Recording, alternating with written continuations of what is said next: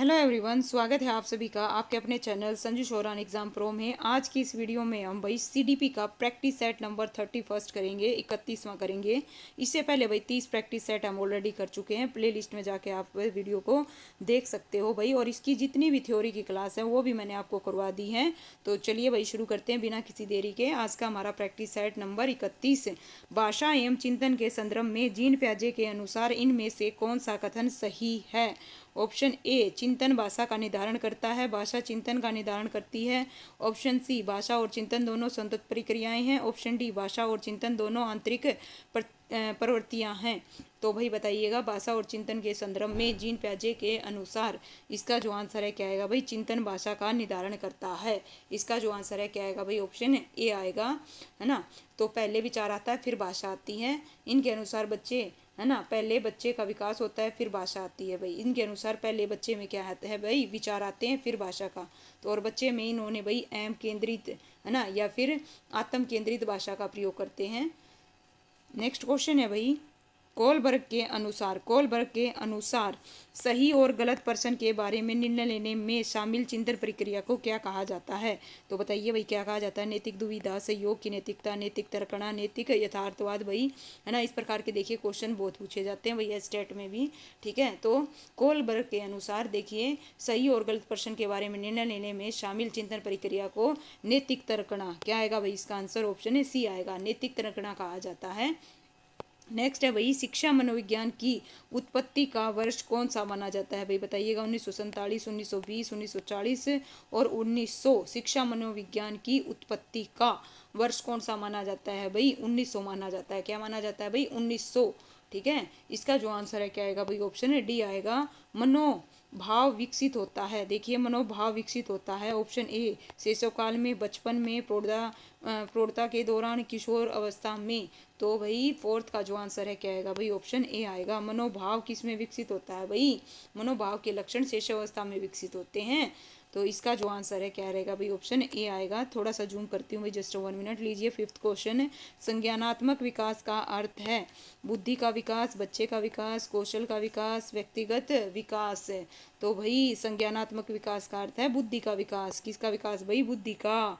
अधिगम के प्रक्रम में, किसमें भाई, अधिगम के प्रक्रम में अभिप्रेरणा, ऑप्शन ए, सीखने वाले की स्मृति को तेज बनाता है, पुराने अधिगम से नए अधिगम को विभेद करता है, एक दिशीय रूप से सोचने में सीखने वाले को प्रस्तुत करता है, नए सीखने वाले में अधिगम के लिए रुचि का सर्जन करता है। तो इसका जो आंसर है क्या रहेगा भाई, ऑप्शन है डी आएगा, नए सीखने वाले में अधिगम के लिए रुचि का सर्जन करता है। तो इसका जो आंसर है क्या रहेगा भाई, ऑप्शन है डी आएगा। सेवंथ क्वेश्चन है भाई, इनमें से अधिगम में योगदान देने वाले मनोवैज्ञानिक कारकों में कौन शामिल नहीं है पूछा है। ऑप्शन ए, अधिगम की इच्छा, प्रेरणा, रुचि, विषय वस्तु का स्वरूप। तो अधिगम में योगदान देने वाले मनोवैज्ञानिक कारक पूछे हैं भाई, क्या पूछे हैं, गौर फरमाइएगा। मनोवैज्ञानिक कारकों में कौन सा शामिल नहीं है। तो सेवंथ का जो आंसर है क्या आएगा भाई, विषय वस्तु का स्वरूप, ठीक है। विषय वस्तु का स्वरूप अधिगम में योगदान देने वाले मनोवैज्ञानिक कारकों में शामिल नहीं है, बाकी सारे के सारे हैं भाई, ठीक है। इस प्रकार से नेक्स्ट क्वेश्चन है भाई, 8th, गौर फरमाइएगा। इनमें से कौन सा उदाहरण अधिगम को प्रदर्शित करता है। हाथ जोड़कर अध्यापक को अभिवादन करना, स्वादिष्ट भोजन देकर मुंह में ला लाना, चलना, भागना, फेंकना 3 से 5 वर्ष की अवस्था में, इनमें से सभी में। तो 8th का जो आंसर है क्या आएगा भाई, देखिएगा, अधिगम। अधिगम का तात्पर्य क्या होता है भाई, सीखना। जब, है ना, बच्चा किसी कार्य को करने, है ना, तरीकों को बताए और छात्र उसी तरह से व्यवहार करे तो छात्र द्वारा अर्जित ज्ञान अधिगम कहलाता है। तो इसका जो आंसर है क्या आएगा भाई, चलना, भागना, दौड़ना 3 से 5 वर्ष की अवस्था में ये क्या कर रहा है भाई, इसको प्रदर्शित कर रहा है। इसका जो आंसर है क्या आएगा भाई, ऑप्शन है सी आएगा। नए नए प्रवर्गों को सीखने का एक कुशल तरीका है। रटकर पढ़ना, लिखकर पढ़ना, मशीन के द्वारा पढ़ना, उदाहरणात्मक तुलना। तो 9th का जो आंसर है क्या आएगा भाई, ऑप्शन है डी आएगा, उदाहरणात्मक तुलना। नए प्रवर्गों को सीखने का एक कुशल तरीका भाई उदाहरणात्मक तुलना के द्वारा किया जा सकता है। और सीखने की प्रक्रिया को और अधिक प्रभावी बनाने के लिए तुलनात्मक रूप से शिक्षण दिया जाए। जैसे कोई बालक नया कार्य कर रहा है तो उसे उदाहरण के माध्यम से लाभ और हानि के बारे में बताना चाहिए, जिससे वह शिक्षण प्रक्रिया में सुधार कर सके। तो इसका जो आंसर है क्या आएगा भाई, ऑप्शन है डी आएगा, उदाहरणात्मक तुलना। नेक्स्ट 10th क्वेश्चन, गौर फरमाइएगा, अधिगम में पुरस्कार और दंड की अवधारणा किसके द्वारा प्रस्तावित की गई थी? तो दंड और पुरस्कार की अवधारणा भाई है ना, थॉर्नडाइक द्वारा, कोलर और कोफ्ता के द्वारा, स्किनर द्वारा, अल्बर्ट बंडूरा के द्वारा। तो इसका जो आंसर है क्या आएगा भाई, है ना, पुरस्कार और दंड की अवधारणा किसके द्वारा भाई, बी एफ स्किनर के द्वारा। ओके, इसका जो आंसर है क्या आएगा भाई, बी एफ स्किनर आएगा। 11th क्वेश्चन है, 11th क्वेश्चन, शैक्षणिक भ्रमण अधिगम के लिए आवश्यक साधन क्यों है? तो बताइए, जो शैक्षणिक भ्रमण है अधिगम के लिए आवश्यक साधन क्यों है? यह रटने की आदत का विकास करता है, पाठ्यचर्या समय पर पूर्ण होती है, यह कल्पना शक्ति का विकास करता है, भ्रमण के स्थान से प्राप्त ज्ञान स्थायी होता है। तो भाई पॉजिटिव देखिए, इसका जो आंसर है क्या आएगा भाई, ऑप्शन है डी आएगा, भ्रमण के स्थान से प्राप्त ज्ञान क्या होता है भाई, स्थायी होता है। नेक्स्ट क्वेश्चन है भाई 12, निम्नलिखित में से कौन सी शिक्षण अधिगम से संबंधित समस्या है? ठीक है, किससे भाई, शिक्षण अधिगम से। ऑप्शन ए, विषय वस्तु को समझने की समस्या, कक्षा कक्ष में अनुशासनहीनता। ऑप्शन सी है भाई, परीक्षा में नकल करना, कक्षा में देरी से पूछना। तो अधिगम शिक्षण से संबंधित समस्या है। इसका जो आंसर है क्या आएगा भाई, विषय वस्तु को समझने की समस्या। ऑप्शन ए आएगा भाई, क्या आएगा, ए आएगा। नेक्स्ट है भाई 13 क्वेश्चन, गौर फरमाइएगा, निम्नलिखित में से कौन सा पर्सन कौशल के लिए सही नहीं है? यहाँ पे क्या पूछा है भाई, सही नहीं है। ऑप्शन ए है भाई, प्रश्न पूछने में उत्साहवर्धक तरीकों का प्रयोग करना, प्रश्नों को प्रोत्साहन देना, हाँ अथवा न उत्तर वाले प्रश्नों की संख्या बढ़ाना, सुनने में संवेदनशीलता विकसित करना। तो इसका जो आंसर है क्या आएगा भाई, इसका आंसर क्या रहेगा भाई, ऑप्शन है सी आएगा, क्या आएगा भाई, सी आएगा, हाँ या ना के उत्तर वाले प्रश्नों की संख्या बढ़ाना। ठीक है, ये भाई प्रश्न कौशल का उचित तरीका नहीं है। ठीक है, बाकी के बिल्कुल बढ़िया है भाई, प्रश्न पूछने में उत्साहवर्धक तरीकों का प्रयोग करेंगे, प्रश्नों को प्रोत्साहन देना, सुनने में संवेदनशीलता का विकास करना, ये बिल्कुल करेक्ट है।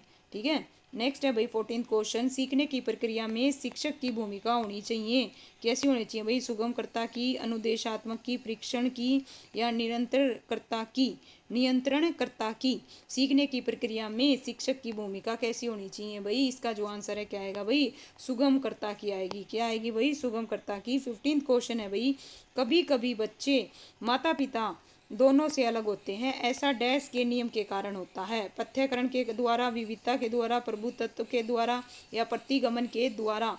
कभी कभी बच्चे माता पिता दोनों से अलग होते हैं, ऐसा डैश के नियम के कारण होता है। तो 15th का जो आंसर है क्या आएगा भाई, ऑप्शन है बी आएगा भाई, विविधता। कभी कभी जो देखिए बच्चे माता पिता दोनों अलग अलग होते हैं, ऐसा विविधता के नियम के कारण होता है। इसका जो है क्या रहेगा भाई, बी आएगा। 16 क्वेश्चन है भाई, शिक्षा में समावेशन को बढ़ावा देने की दिशा में निम्नलिखित में से कौन बाधक है? क्या पूछा है भाई, कौन बाधक है? किसमें, शिक्षा में समावेशन को बढ़ावा देने की दिशा में कौन बाधक है? ऑप्शन ए, समता का सिद्धांत, समानुभूति की संस्कृति, अगम्य इमारतें, और मध्यम वर्तन पर प्रतिक्रिया। तो 16 का जो आंसर है क्या आएगा भाई, ऑप्शन है सी आएगा, क्या आएगा भाई, सी आएगा। शिक्षा में समावेशन को बढ़ावा देने की दिशा में अगम्य इमारतें बाधक हैं, क्योंकि इससे गतिमान दिव्यांगता वाले छात्रों को कठिनाई का सामना करना पड़ेगा। तो इनके लिए भाई भूतल पर कक्षाओं का प्रावधान करना चाहिए। बाकी क्या है भाई, बिल्कुल जो अदर दे रखे हैं भाई, इनसे उनको क्या मिलेगी, मदद मिलेगी। 17 क्वेश्चन है भाई, अधिगम में डैश ने प्रभाव का नियम दिया था। तो देखिए भाई, मुख्य नियम कितने बताए थे, थॉर्नडाइक ने 3 बताए थे। ठीक है, कितने बताए थे, 3। सबसे पहला तत्परता, फिर प्रभाव का नियम, ठीक है, अभ्यास का नियम। ठीक है, तत्परता, अभ्यास और प्रभाव का नियम।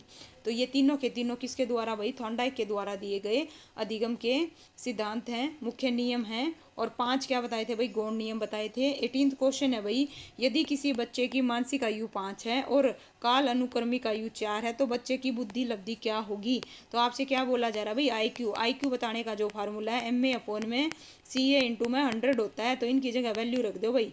ठीक है, वैल्यू रखिए, 5 बटे में कितना आएगा, 4 गुणा में 100 आएगा। 4 से कट कर दो भाई 25, और 25 पंजे कितना होता है भाई, 125। तो इसका जो आंसर है क्या आएगा भाई, ऑप्शन ए आएगा। नेक्स्ट क्वेश्चन है भाई 19, गौर फरमाइएगा। मनोवैज्ञानिक थॉर्नडाइक ने व्यक्ति को किस आधार पर बांटा? तो बताइए भाई, मनोवैज्ञानिक थॉर्नडाइक ने व्यक्ति को किस आधार पर बांटा? चिंतन और कल्पना शक्ति के आधार पर, प्रभुतापूर्ण और अधीन पूर्णता के आधार पर, स्वतंत्रता और निर्भरता के आधार पर, इनमें से कोई नहीं। तो मनोवैज्ञानिक थॉर्नडाइक ने व्यक्ति को भाई चिंतन और कल्पना शक्ति के आधार पर, इसका जो आंसर है क्या आएगा भाई, ऑप्शन ए आएगा। ए बिल्कुल करेक्ट है। 20 क्वेश्चन है भाई, 20 क्वेश्चन, जस्ट 1 मिनट। नवीन ज्ञान की प्राप्ति होती है, कैसे होती है भाई नवीन ज्ञान की प्राप्ति, बताइएगा।